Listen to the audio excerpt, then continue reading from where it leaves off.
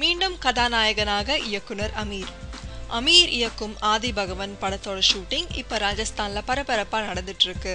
ஜெயம் ரவி, நீத்து சந்திரா நடிக்கும் இந்த படத்தோட ஷூட்டிங் நிறைய சிக்கல்களால தள்ளி போயிட்டு இருந்தது. ஆனா இன்னும் 2 வாரத்துல படத்தோட முழு படப்பிடிப்பும் முடிஞ்சிடும். இதனால படக்குழுவினர் ரொம்பவும் சந்தோஷமா இருக்காங்க.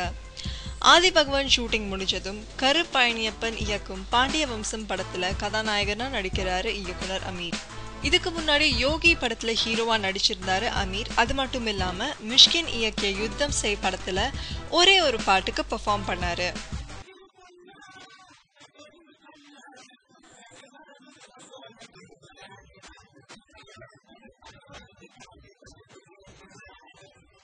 பாண்டிய வம்சம் படத்துல அமீரோட நடிகர் ராஜ்கிரனும் ஒரு ஹீரோவா நடிக்கிறாரு. அமீர் இதுக்கு முன்னாடி இயக்குனர் பாரதி ராஜாவோட அன்னக்கொடியும் கொடி வீரனும் படத்துல நாயகனா நடிக்கிறதா இருந்தது. ஆனா அது நடக்கல.